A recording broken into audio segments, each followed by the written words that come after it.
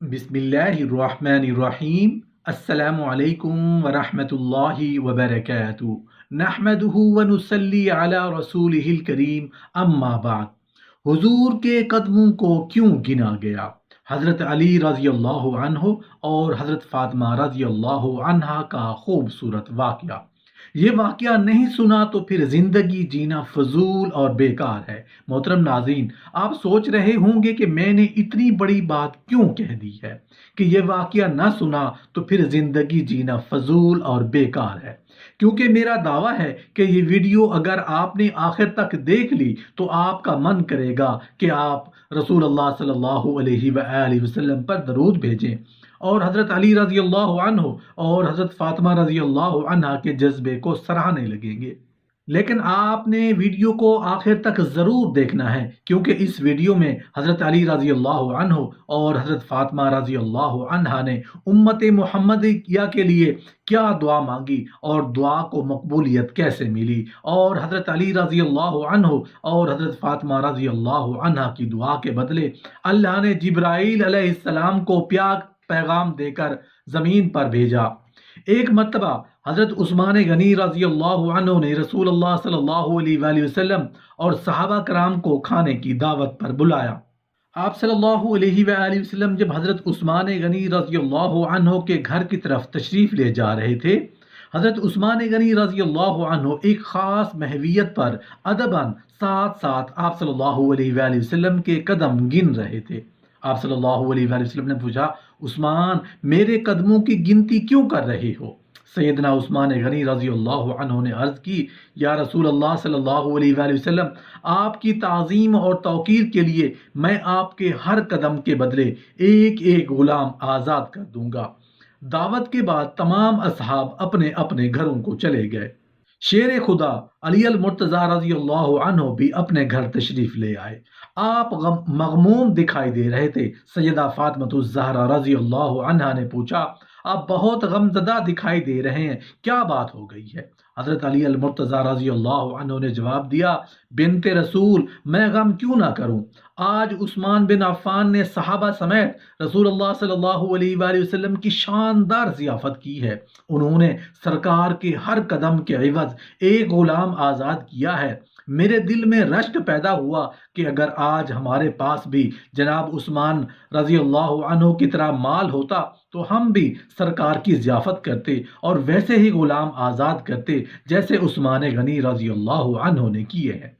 سیدہ فاطمہ الزہرا رضی اللہ عنہا نے حضرت علی المرتضیٰ رضی اللہ عنہ کی خدمت میں عرض کی، سرتاج، حزن و ملال چھوڑیے، اپنا دل چھوٹا نہ فرمائیے اور آپ بھی حضور کو کھانے کی دعوت دے آئیں تاکہ ہم بھی ویسی ہی ضیافت کریں جیسی عثمان بن عفان رضی اللہ عنہ نے کی ہے۔ مولا علی رضی اللہ عنہ شہزادی سیدہ فاطمہ الزہرا رضی اللہ عنہ کی بات سن کر حیران ہو گئے اور پوچھنے لگے، یہ کیسے ہو سکتا ہے؟ ہمارے پاس کھانا اور مال کہاں سے آئے گا؟ سیدہ فاطمہ الزہرا رضی اللہ عنہ نے کہا، سرتاج، آپ اللہ رب العزت کی ذات پر توکل کریں، وہ سبب بنا دے گا۔ جلدی جائیے، رسول اللہ صلی اللہ علیہ وآلہ وسلم کی تشریف آوری کی برکت سے سب کچھ ہو جائے گا۔ شیر خدا علی المرتضیٰ رضی اللہ عنہ نے سیدہ فاطمہ الزہرا رضی اللہ عنہا کا جذبہ صادق دیکھا تو بہت خوش ہوئے اور رسول اللہ صلی اللہ علیہ وآلہ وسلم کی بارگاہ میں جا کر عرض کرنے لگے، یا رسول اللہ صلی اللہ علیہ وآلہ وسلم، آپ کی لخت جگر فاطمہ رضی اللہ عنہا نے سلام عرض کیا ہے، وہ آپ کی اور آپ کے اصحاب کی ویسی ہی دعوت کرنا چاہتی ہیں جیسی عثمان غنی رضی اللہ عنہ نے کی تھی۔ آپ تشریف لائیے۔ سیدہ فاطمہ الزہرا رضی اللہ عنہا کی دعوت کو رسول اللہ صلی اللہ علیہ وآلہ وسلم نے قبول فرما لیا اور آپ اپنی لخت جگر کے گھر کی طرف روانہ ہو گئے۔ سیدہ فاطمہ الزہرا رضی اللہ عنہا نے رسول اللہ صلی اللہ علیہ وآلہ وسلم کا استقبال کیا۔ آپ گھر میں تشریف فرما ہو گئے اور اصحاب بھی گھر میں آ گئے۔ کاشانہ زہرا مہمانوں سے بھر گیا۔ تمام مہمان کاشانہ زہرا میں جمع ہو چکے ہیں، لیکن آپ کے ہاں تو فاقوں کا اہتمام ہے۔ سیدہ فاطمہ الزہرا رضی اللہ عنہا نے جائے نماز بچھائی اور سر سجدہ میں رکھ کر بارگاہ رب العزت میں دعا کی، اے میرے مالک، اے میرے رب، اے میرے مولا، تو اپنی بندی کے احوال سے آگاہ ہے۔ مالک، میں نے تیرے حبیب صلی اللہ علیہ وآلہ وسلم کو گھر میں بلا رکھا ہے۔ اے دلوں کی خبر رکھنے والے مالک، تو جانتا ہے میرے دل کی آرزو ہے کہ میں بھی تیرے محبوب کی ویسی ہی دعوت کروں جیسی عثمان غنی رضی اللہ عنہ نے کی تھی۔ یا اللہ، تیری بندی میں اتنی استطاعت نہیں، یا اللہ میں تیرے فضل کرم سے بھیک مانگتی ہوں، اے میرے معبود عظیم میری لاج رکھ لینا۔ مولا کریم، مجھے اپنے محبوب کے روبرو شرمندہ نہ کرنا، مالک تیری گنہگار کنیز ہوں، اپنے حبیب کے صدقہ سے مجھ پر کرم فرما دے۔ آپ نے اپنی اسی کیفیت میں ہنڈیا چولہے پر چڑھا دی۔ سیدہ فاطمہ الزہرا رضی اللہ عنہا کی اشک باری بارگاہ معبود میں منظور و مقبول ہو گئی، اور اللہ تعالیٰ نے اپنی قدرت کاملہ سے جنت کے کھانوں سے ہنڈیا کو بھر دیا۔ سیدہ فاطمہ الزہرا رضی اللہ عنہا سامان طعام لے کر سرکار دو عالم صلی اللہ علیہ وآلہ وسلم کی بارگاہ میں حاضر ہو گئی۔ رسول اللہ صلی اللہ علیہ وآلہ وسلم نے اپنے صحابہ کرام کے ساتھ کھانا تناول فرمایا۔ تمام صحابہ کرام نے بھی کھانا کھا لیا، لیکن ہنڈیا جوں کی توں رہی۔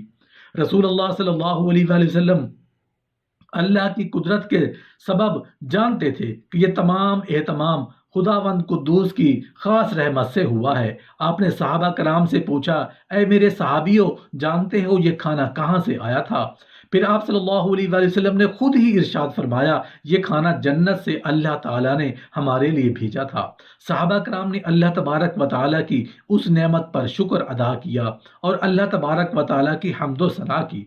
اس روایت کے آغاز میں بتایا گیا ہے کہ حضرت عثمان غنی رضی اللہ عنہ نے دعوت کے اہتمام کے ساتھ ایک خصوصی عمل یہ بھی کیا کہ رسول اللہ صلی اللہ علیہ وآلہ وسلم کے ایک ایک قدم مبارک کے بدلے ایک ایک غلام آزاد کیا تھا، اور یہی عمل حضرت مولا علی المرتضیٰ رضی اللہ عنہ کے رشک کا باعث بنا تھا۔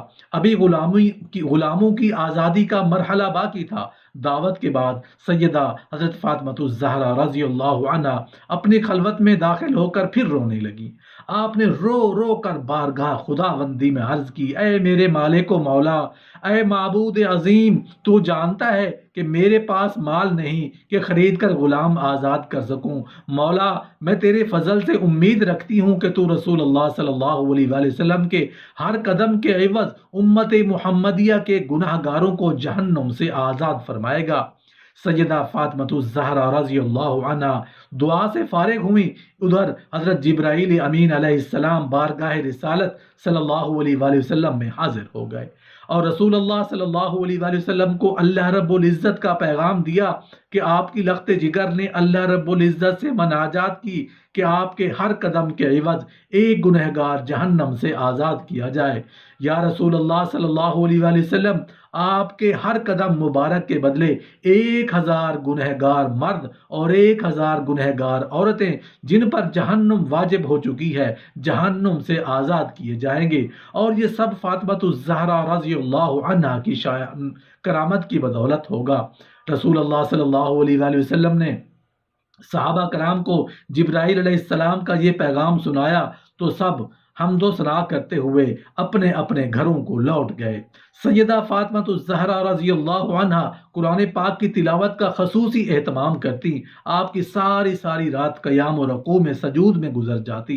آپ چکی پیس رہی ہوتی اور تلاوت قرآن جاری رہتی۔ آپ بچوں کو سلا رہی ہوتی تو تلاوت قرآن جاری رہتی۔ آپ اپنے تمام معمولات میں اللہ تعالیٰ کی تسبیح و تحلیل میں مصروف رہتی تھیں۔